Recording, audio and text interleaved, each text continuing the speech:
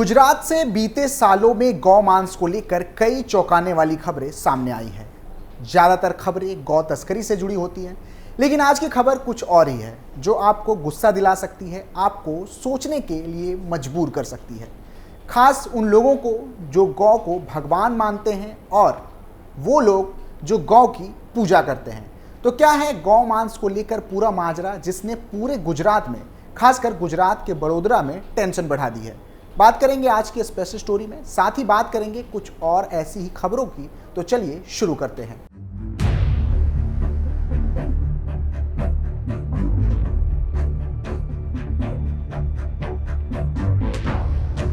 पूरी खबर गुजरात के वडोदरा से है, जहां एक मशहूर समोसे वाला समोसे में स्टफिंग के नाम पर बीफ भरकर बेच रहा था।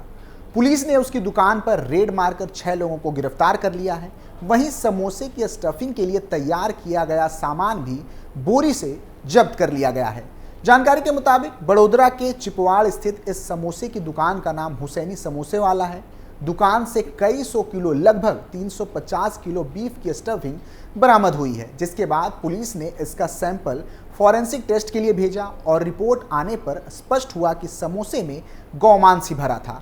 आरोपितों की पहचान यूसुफ शेख, नसीम शेख, हनीफ भटियारा, दिलावर पठान, मोईद अब्दल और मोबिन शेख के तौर पर हुई है। पुलिस ने कहा है कि शहर में बीफ समोसे बेचे जा रहे थे और कुछ ग्राहक इसे ये सोचकर खरीद रहे थे कि ये मीट वाला समोसा है। इस मामले में डीसीपी पन्ना मोमाया ने बताया कि आरोपित बड़ी तादाद में कच्चा समोसा तैयार करते थे और फिर इन्हें दुकानों पर बेच आते थे। वहां दुकानदार इसे तलकर ग्राहकों को देते थे। डीसीपी ने बताया कि ये पूरा बिजनेस बिना लाइसेंस के 5 मंजिला बिल्डिंग में चल रहा था।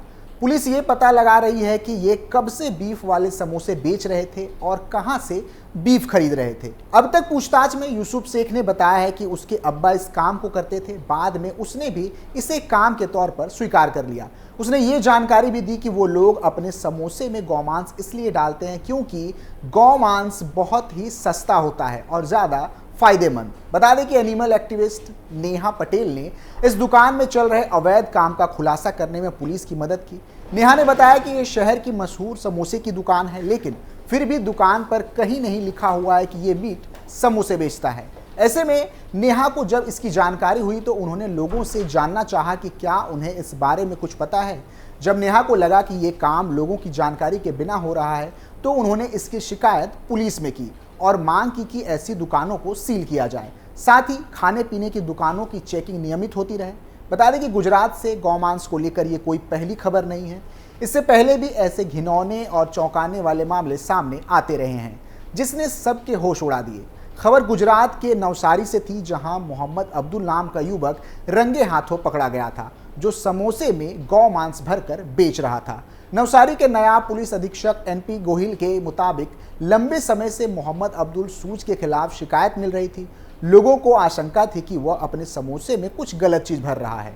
लोग समोसे खरीदकर अपने घर ले गए तो पाया कि उसमें मांस है। शिकायत मिलने के बाद पुलिस ने सैंपल जांच के लिए भेजा। जांच में पता चला कि वह समोसे में गौमांस मिलाकर बेच रहा था। मिली जानकारी के मुताबिक मोहम्मद अब्दुल नवसारी जिले के तावेल गांव में दुकान लगाता है, जिसे बाद में हिरासत में ले लिया गया। इस दौरान पुलिस ने यह भी पता लगाने का प्रयास किया कि आखिर वह गौमांस लाता कहां से था। समोसे में गौमांस मिलाकर बेचने का मामला सामने आने के बाद हिंदू संगठन भड़क गए, जिसके बाद हिंदू संगठनों ने खूब बवाल किया था। नारेबाजी के साथ ही प्रदर्शन भी किए गए। इनका कहना था कि वर्ग विशेष साजिशन ऐसी हरकतें कर रहा है ताकि दूसरे वर्ग की भावनाएं आहत हो सके। हिंदू संगठनों ने इसे फूड जिहाद का नाम दिया। उनका कहना था कि वे मुसलमानों की दुकानों का बहिष्कार करेंगे। इससे पहले सूरत जिले में भी 2 लोगों के खिलाफ गौहत्या और बीफ बेचने का मामला दर्ज किया गया था। मंगरोल पंचायत के कोसाडी गांव में नमकीन की दुकान चलाने वाला इस्माइल यूसुफ बीफ से भरे समोसे बेच रहा था। पुलिस ने नाश्ता दुकान पर गाय का मांस बेचे जाने की सूचना मिलने के बाद कार्रवाई शुरू कर दी। पुलिस को सूचना मिली थी कि आरोपी बीफ वाले समोसे लेकर मुसाली 4 रास्ते से गुजरने वाला है। पुलिस ने शक के आधार पर एक ऑटो रिक्शा को रोका और इसकी जांच की। इसमें इस्माइल भी बैठा हुआ था। उसके पास 2 किलो समोसे थे, जिसे बाद में जब्त कर लिया गया। पूछताछ में इस्माइल यूसुफ ने स्वीकार किया कि वह सुलेमान उर्फ सल्लू भिखू और नगीन वास्पा उर्फ सिमोन वास्पा से बीफ खरीदकर समोसे तैयार करता था। उसने यह भी बताया कि सुलेमान और नगीन कसौडी गांव में नदी के किनारे गौहत्या करते हैं। इसके बाद इस्माइल के कब्जे से बरामद समोसे को सूरत स्थित regional justice assistant science school में टेस्टिंग के लिए भेजा गया। इसके बाद एफएसएल अधिकारियों ने इस बात की पुष्टि कर दी कि समोसे में गाय का मांस था। इसके बाद पुलिस ने केस दर्ज करके आगे की पड़ताल शुरू कर दी। जानकारी के लिए बता दें कि गुजरात में गौ हत्या या किसी भी प्रकार से उसकी जबरन गौ हत्या को लेकर कठोर कानून बने हुए हैं। इस कानून को ताकत तब मिली जब गुजरात सरकार ने 2017 में गौ रक्षा कानून में संशोधन किया। गुजरात में पहले से भी गौ रक्षा का कानून था, जिसको नरेंद्र मोदी के सीएम रहते लाया गया था। गुजरात सरकार ने पहले से ही गौ हत्या, गौ मांस को लेकर जाने और बेचने को लेकर कड़े कानून बनाए थे। यह सब गुजरात पशु संरक्षण अधिनियम 1954 को 2011 में संशोधित करने के बाद किया गया था। अब तक उस कानून के तहत ऐसे किसी मामले में दोषी शख्स पर 50,000 रुपए का जुर्माना और 7 साल तक की सजा का प्रावधान था। इसके साथ ही वाहन में गौमांस लेकर जाने वाले पर भी कार्रवाई का प्रावधान था। विधेयक पारित होने के तुरंत बाद उस समय के मुख्यमंत्री विजय रूपानी ने ट्वीट करके कहा था कि गुजरात विधानसभा ने देश भर में सबसे कड़े प्रावधानों वाले गौ संरक्षण विधेयक को पारित किया है। इसके तहत गौ वध के लिए आजीवन कारावास की सजा का प्रावधान किया जाता है। विधेयक पेश करते हुए उस समय के गृह मंत्री प्रदीप सिंह जडेजा ने कहा था कि गायों का केवल धार्मिक महत्व नहीं है, अपितु हमारे समाज में उनकी आर्थिक अहमियत भी है। इसलिए गौ वध में संलिप्त लोगों के लिए कड़े प्रावधान बहुत जरूरी है। गौ हत्या को लेकर क्या है कानून? भारत के 29 राज्यों में से 10 राज्य ऐसे हैं जहां गाय, बछड़ा, बैल, सांड और भैंस को काटने और उनका गोश्त खाने पर कोई प्रतिबंध नहीं है। बाकी 18 राज्यों में गौ हत्या पर पूरी या आंशिक रोक है। भारत की 80% से ज़्यादा आबादी हिंदू है, जिनमें ज़्यादातर लोग गाय को पूजते हैं। लेकिन ये भी सच है कि दुनिया भर में बीफ का सबसे ज़्यादा निर्यात करने वाले देशों में से एक भारत है।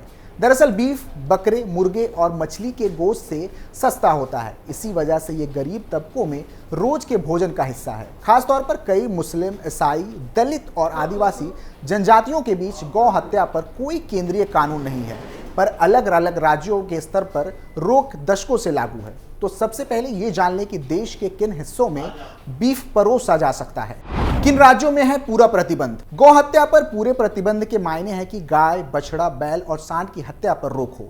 ये रोक 11 राज्यों भारत प्रशासित कश्मीर, हिमाचल प्रदेश, पंजाब, हरियाणा, उत्तराखंड, उत्तर प्रदेश, राजस्थान, गुजरात, मध्य प्रदेश, महाराष्ट्र, छत्तीसगढ़ और 2 केंद्र शासित राज्यों जैसे दिल्ली, चंडीगढ़ में लागू है।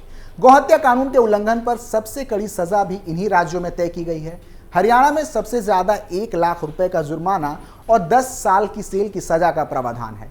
वहीं महाराष्ट्र में गौ हत्या पर 10,000 रुपए का जुर्माना और 5 साल की जेल की सजा का प्रावधान किया गया है। हालांकि छत्तीसगढ़ के अलावा इन सभी राज्यों में भैंस के काटे जाने पर कोई रोक नहीं है।